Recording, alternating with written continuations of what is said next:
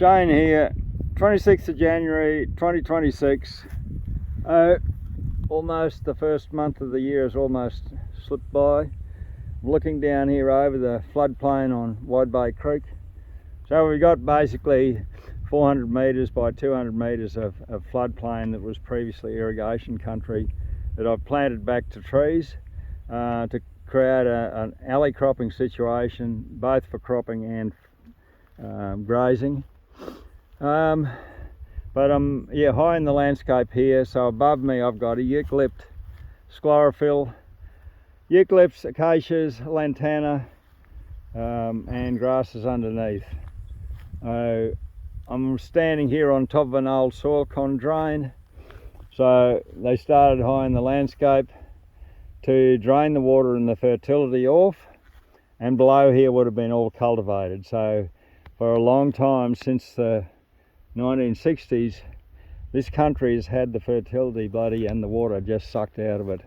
So we've got a critical case here of creeping bluegrass pasture dieback, and it gets replaced by what I call my summer multi-species crop, this year dominated by fleabane. But yeah, all free seed. It's all here in the seed bank in the country. Anybody who's trying to stop plants from seeding is good luck with that, because we've already got a seed bank sitting in all our landscapes. It's just ready, waiting for the opportunity when it's required. And most of these plants in here are what we call accumulators, or balancers that come in to rebalance the soil, get the fertility going again. When the grasses the exploiters have taken all the fertility out and gravity has washed, let it all go, we've drained it all away.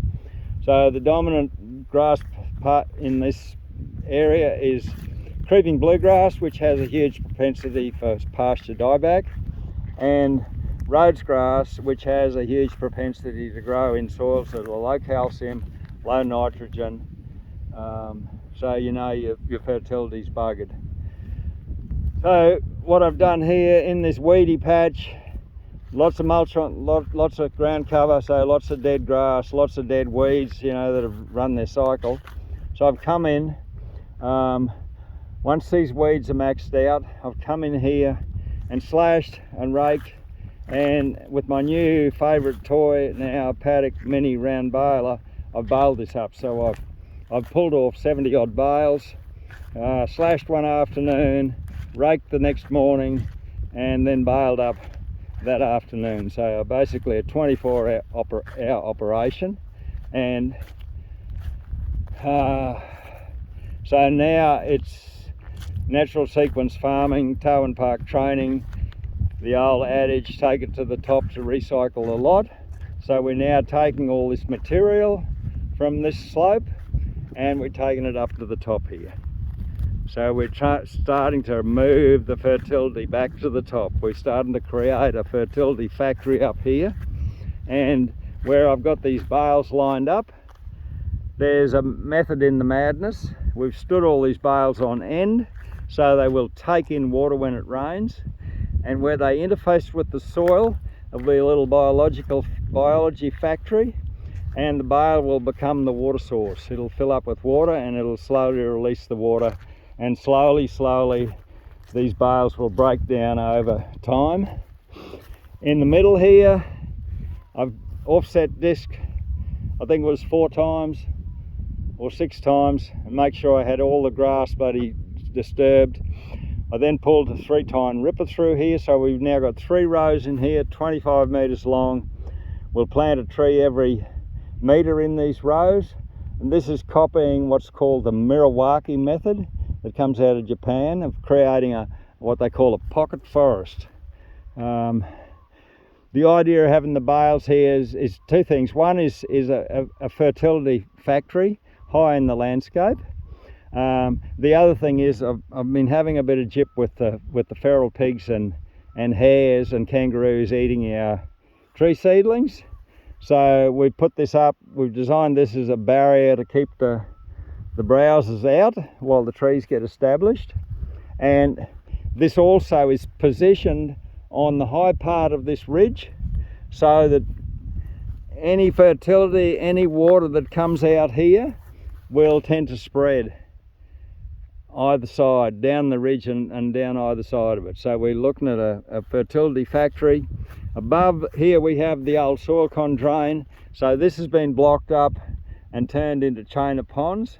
Up there where you can see the bare dirt on top of the bank, that's where the blockage is, and that'll back water right back around here. In the future I'll put some plumbing in here that I can pump into this when I want from a solar bore, and create a wetland up here. So again, a wetland up here where there's water, there's life. So this will start generating fertility high in the landscape. This water will leak through and get into this system here of all this mulch and all these trees and build it's an accumulation system. It's building fertility so gravity can take it down the slope. So that's it. That's for me for today. This is the beginning of it's a Kombucha project farm, so Shane comes up with all these weird and wonderful projects and experiments. But yeah, seriously, now with the machinery I've got, roughly $60,000 worth of machinery, tractor, slasher, hay rake, baler, and a trailer to cart the bales on.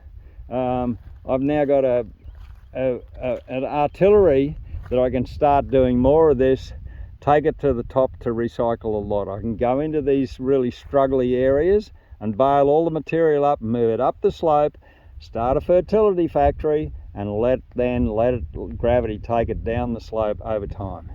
So that's it for me today. Have a great one. I hope you've enjoyed Australia Day. Bye bye.